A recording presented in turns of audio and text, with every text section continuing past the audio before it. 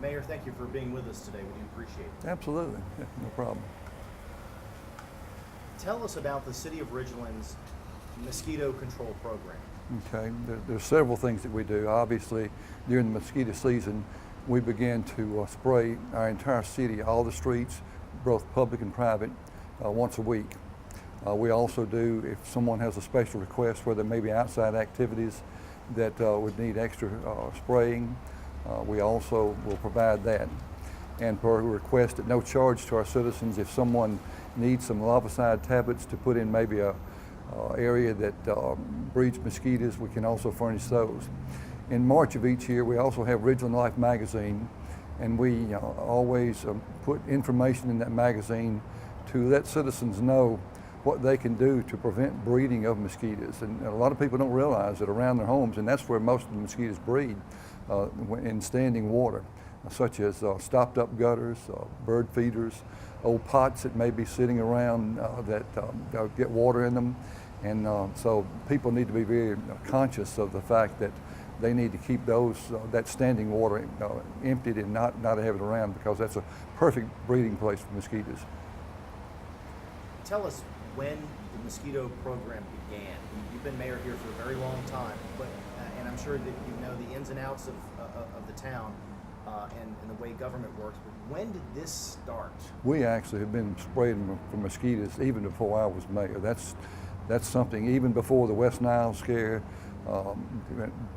That's something that the city has done. We think it's important so that people can enjoy the quality of life outside without having to worry about the mosquitoes and other insects biting them. So it's not something that just came along just because of the diseases that people contact.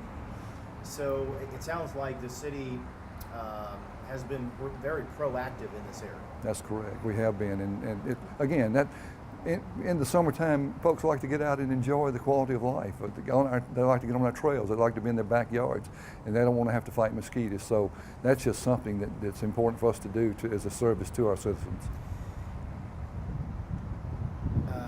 Since the West Nile virus has made its way to Mississippi, and now that there are fears of Zika, although it's not here in the mosquito population, it's more a disease that's travel related. Are you taking phone calls here at City Hall with concerns from the people that live in this town? Yes, we do get calls. Obviously, people are aware of the diseases, and so they want to be sure that they're being provided the service they need to keep the mosquitoes from breeding and being here. So we do get calls about that. And again, when someone calls if they're having a special occasion, maybe in a neighborhood or a sporting event, we always do extra spraying and so that we prevent any mosquitoes from being there. I want to ask you about the technique for mosquito control. Now, you can tell people to do what they need to do on their own to get rid of standing water, or even wear long sleeves or mosquito repellent themselves. What is the technique that the city uses when they spray? How is this process? Well, it's obviously a larvicide that is on our truck, and we go slowly through all the streets, both public and private, to be sure that spray is out there and covers the area good. Now, obviously, in a city like Ridgeland with the Natchez Trace and some other heavily forested areas, there's some areas that you can't get to. But the majority of the city is sprayed once a week. The other part of that is we do provide, again, at no charge to citizens, a larvicide tablet that they can use in an area that may be a place where mosquitoes breed. And so that is available. We have had situations where there have been vacant houses and with swimming pools, and the swimming pool has not been taken care of, which would be an excellent breeding place for mosquitoes. And so we provide neighbors and also our community development department will put those larvicide tablets in there to keep breeding from occurring. I want to talk about money. Yes. How much does this program cost in the city's budget each year? Well, it's not a large amount of money if you take the entire budget, but it is several $100,000 that we spend every year to protect our citizens. Several $100,000? Yes. And how big is the budget? Well, the budget is about $15 million. $15 million? Yeah. The thing about it is you have to train your people that are going to be using the product and how they're supposed to distribute that out on the streets and spray it. So it does cost something to train them and send them to the proper training. And then of course the equipment that you have to have, a good truck and a good equipment that works well. And then of course the product itself that you have to have, and you have to be sure that you have a good product that is safe to humans, safe to animals, but will take care of the problem. With the phone calls that you've received and the concerns that you've had in the community and what you've heard in the news and what we know about West Nile virus, does the city have any plans to ramp up its mosquito control program, maybe spray more than once a week? At this particular time, we do not have plans to increase that. Again, covering the whole city once a week seems to be adequate. However, again, if there is a situation where we see that there's an area that needs to have more attention, we already do that. You know, again, if a citizen calls and says, hey, you know, we're having a mosquito problem, we immediately will address that so that doesn't present a problem. Is there any, and since you know your town so well,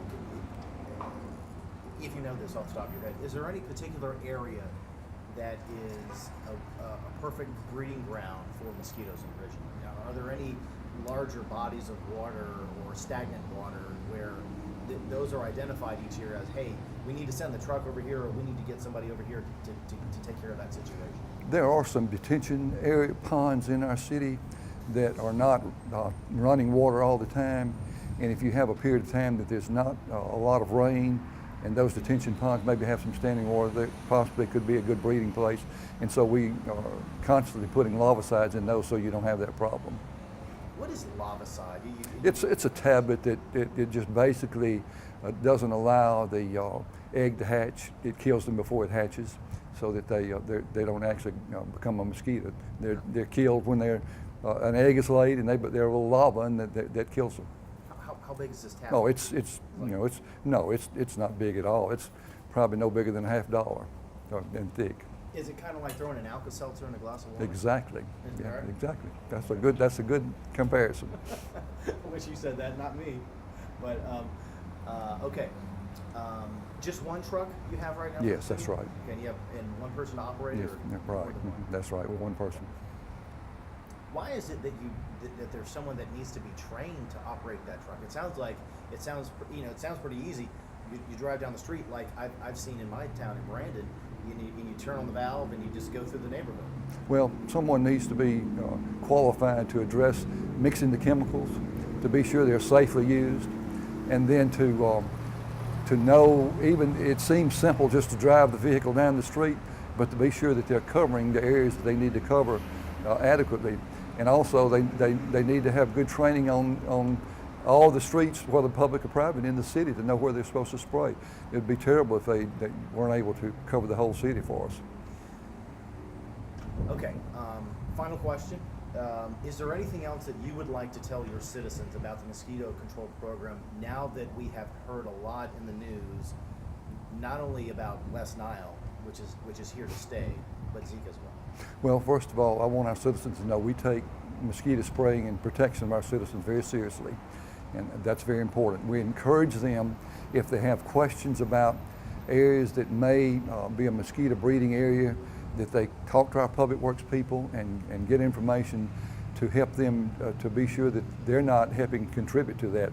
Again, a lot of people don't realize that you may have things around the house. You could have a grill cover that you've taken off your grill, and the water, it rains and you've not put it back on. It's in the backyard. And water is standing there. It could be a great place for breeding. So we want them to be conscious of what they can do to help us, and if they have questions and need assistance, to please call us.